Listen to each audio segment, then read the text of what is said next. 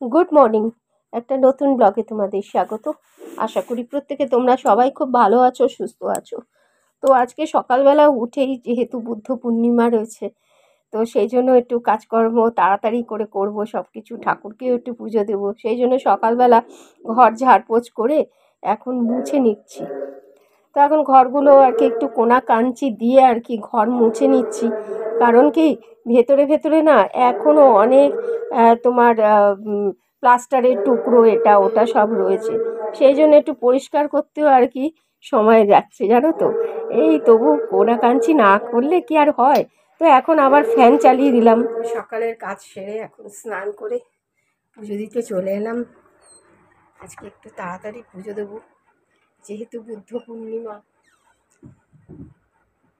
তো আমার ঘরে একটা ছোট আর কি ঠাকুর রয়েছেন বুদ্ধদেব, ওই পাশের ঘরে রয়েছে, সেখানেও আজকে একটু ফুল টুল দেবো আর কি। তো এখানে আগে পুজোর ফুল টুলগুলো আগে সব নামিয়ে নিলাম। আর এখন ঘট পেতে আজকে বৃহস্পতিবার, আজকে পুজো দেবো। আজকে সকালবেলা যেহেতু একটুখানি যেহেতু পুজো করবো পূর্ণিমার, সেহেতু একটু ফল নিয়ে আসলো, একটু আম আর একটু দেখছি এখন লিচু এনেছে। আর এখানে এই ফুল, আর এখানে একটু ঠাকুরের জন্য একটু মিষ্টি এনেছে। তো ঠাকুরকে ভালো করে সাজিয়ে নিয়েছি ফুল টুল দিয়ে দিয়ে এখন প্রসাদও আর কি ভোগ দিয়ে দিয়েছি আর কি, যদিও ফল প্রসাদ। তো ভোগ তো দিই না, যাই হোক একটু ফল দিয়েই পুজো দিই আর কি। তো আজকে বেশ সুন্দর করে সাজিয়েছি ঠাকুরকে। তো একটু তার মধ্যে আর কি চন্দন বেটে নিচ্ছি এখন। তো ফুল চন্দন দিয়েও ঠাকুরকে সুন্দর করে শুধু সাজাবো না, আমি তো যেহেতু পাঁচালি আর কি পরবো সেহেতু। আর এই যে পাশের ঘরেই দেখো বুদ্ধদেব, কি সুন্দর না। আমার তো ভীষণ প্রিয় আর কি ঠাকুর। ঠাকুরটা দেখেই যেন একটা অন্যরকম ভক্তি লাগে, জানো তো। তো এই বুদ্ধদেবের ঠাকুরকে একটু ভালো করে একটু পরিষ্কার করে নিয়েছি, নিয়ে এখানে একটু ফুল ফুল টুল দিয়ে ঠাকুরকে একটু সাজিয়ে নিলাম।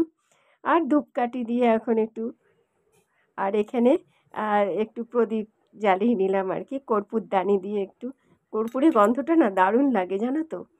তো যাই হোক, ঠাকুর পুজো দিতে তো বেশ ভালো লাগে।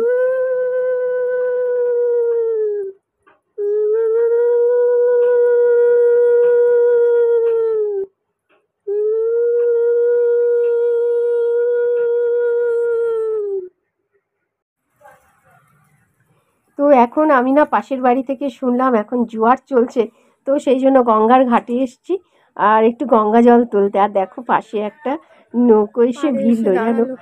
মাঝিরা এসে, আমার এত ভালো লাগছে না জায়গাটা দেখতে, অপূর্ব লাগছে। এই মাছ ধরতে গিয়েছিল আর কি।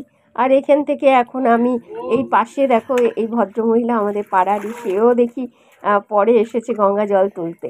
তা এখন আমি গঙ্গা জল তুলে নিচ্ছি। আর দেখো কত অবধি জোয়ার চলছে, তো একদম ওপরে সিঁড়ি অবধি একদম জল চলে এসছে।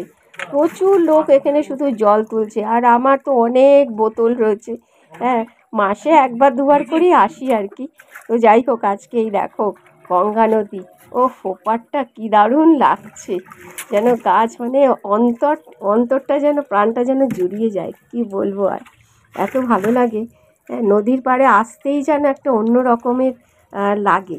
হ্যাঁ, তখন জলটাও দেখো কত উঁচুতে, মানে জোয়ার চলছে যে বোঝাই যাচ্ছে, জানো তো। আর কত ভদ্রলোক ভদ্রমহিলা শুধু মানে জল ভরেই যাচ্ছে, বুদ্ধ পূর্ণিমা বলে আজকে সবাই জল ভরতে চলে এসছে। তো যাই হোক, আমি ব্যাগ গুছিয়ে নিলাম, গুছিয়ে এক এক করে। আর এখানে না গঙ্গা মা রয়েছে, জানো তো, এই পাশেই গঙ্গা নদীর পাড়েই মন্দিরটা। এত ভালো লাগলো মন্দিরটা। আর আজকে মায়ের দর্শনও পেয়ে গেলাম সাথে সাথে। আর সারি সারি গাছ, গাছের পাড়ে মন্দির, পাশে নদী, ওফ, কি যে লাগছে। এদিকে খটখটে রোদ, জানো। রান্না বান্না কিছুই সেরে আসিনি, সব গিয়ে করব, কিন্তু দারুণ লাগছে। দেখেছো, মানে ছেলেরাও পর্যন্ত এসে গঙ্গা জল তুলছে, কি অবস্থা। তো মন্দিরে আর ঢুকলাম না, এখন ফাঁকাই দেখলাম মন্দিরটা। পুজো বোধহয় হয়ে গেছে। তো দূর থেকেই মাকে প্রণাম করলাম। আর এই মন্দিরটা হচ্ছে বাবা ভোলানাথের। তো পাশে দেখি একটা অটো পেয়ে গেলাম, জানো, ফেরার পথে অটো করেই চলে আসলাম। আর সামনে ওই যে প্যান্ডেল হয়েছে ওই ভোটের জন্য। আর সেখানে যেতে যেতেই দেখছি কৃষ্ণচূড়া গাছ। ও এই দেখো কৃষ্ণচূড়া গাছ, এত ভালো লাগছে। ছোটবেলায় স্কুলে পড়তে আসতাম আর কৃষ্ণচূড়া গাছের কুড়ি দিয়ে না কাটাকুটি খেলতাম, জানো তো, দারুণ লাগছে। আর এই গাছের তল দিয়ে যেতে, ও সবুজে সবুজে ঘেরা ওয়াটানগর, হ্যাঁ এত ভালো লাগছে। তো যাই হোক, অটো পেলাম বলেই যেন আমার তাড়াতাড়ি ফিরে আসা, নয়তো আমাদের বাড়ি থেকে অনেকটা দূরে, প্রায় 1-1.5 মাইল। তো যাই হোক, এখন দুপুরবেলা তাড়াতাড়ি বাড়ি এখন ফিরছি। ফিরে এখন তারপর আর রাস্তায় দেখো পুরো ফাঁকা। রান্না করলাম আর কি। তো আজকে যেহেতু বুদ্ধ পূর্ণিমা, তো পূর্ণিমার দিন না নিরামিষ খেতেই ভালো লাগে, জানো। তো ওই জন্য আমি বললাম বাড়িতে যে নিরামিষ আজকে হবে, নিরামিষ রান্না করব। আর যে কোনো পুজোর সময় না দেখবে নিরামিষ খেতে বেশ একটা আলাদা, মানে বেশ পুজো পুজো পুজো পুজো লাগে। তো সেই জন্য দেখি বাড়ির লোকও সবাই রাজি হয়ে গেল যে না আজকে এটাই এটাই রান্না হোক। তো তারপরে তো সেই গঙ্গায় গেছিলাম, গঙ্গা থেকে ফিরে সেই দৌড়েছি রান্নাঘরে। তো আজকে রান্না হচ্ছে যে খিচুড়ি, গোবিন্দভোগ চালের আজকে খিচুড়ি করেছি মুগের ডাল দিয়ে। খিচুড়িটা শেষটা জয়ন্তবাবু আর কি করেছে, আমি চালে ডালে জাস্ট মিশিয়ে দিয়েছিলাম। আর এখানে ভাজা, আজকে শুধু ভাজার ওপর দিয়ে কোনো সবজি তরকারি আর করার সময় হয়নি, তাই করিনি। বেগুন ভাজা, পটল ভাজা, আর ওই যে পটলের তেলে করেছি না, সেই জন্য এই যে চাটনি, আমের চাটনি, কাঁচা মিঠা আম, আহ হেব্বি হেব্বি। আর এই যে এখন খেতে দেবো, এখানে এই যে জয়ন্তবাবু বসা, সেই অপেক্ষারত যে কখন আমাকে খিচুড়ি দেবে, খিচুড়ি দেবে, খিচুড়ি খিচুড়ি। খিদে পেয়ে গেছে, খিদে পেয়ে গেছে প্রচন্ড। আচ্ছা বলো, পুজোর সময় খিচুড়ি খেতে কেমন লাগে বলো? পুজো কান্নার দিনে খিচুড়িটা ভালো লাগে তো নাকি? হ্যাঁ, খিচুড়ি আমার কোনো অসুবিধা নেই, খিচুড়ি তো খাই। আর অল্প সেই নারকেলও ছিল, ওই জন্য একটু নারকেল দিয়ে খিচুড়ি বানালাম, তাই না? টেস্ট করে দেখো, যদিও গরম, সবই গরম, গরম গরমই। আর না আর না, এখন আর না, এখন আর না। খেয়ে দেখো এবারে ভাজা, একটু টেস্ট তো করো, তবে তো বুঝবো। পাঁপড় ভাজা হলে খিচুড়ির সাথে ভালো। না গো, পাঁপড় আর ভাজতে হবে না, দেরি হয়ে গেছে, এখন এটাই খেয়ে নাও। চলো খেয়ে শুধু বলো যে কেমন হয়েছে। খিচুড়িটা কেমন খেলে তুমি? ভালো হয়েছে, খুব সুন্দর খিচুড়ি।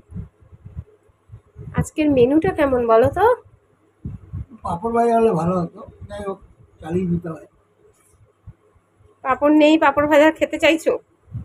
পাঁপড় ভাজা তার জন্য আনতে হবে, পাঁপড় আনতে হবে তবে ভাজা। তো এখানে আমিও নিয়ে নিয়েছি, এখানে এই যে মেয়ের জন্য রয়েছে, এখন একসাথে বসেই সব খাওয়া দাওয়া করবো।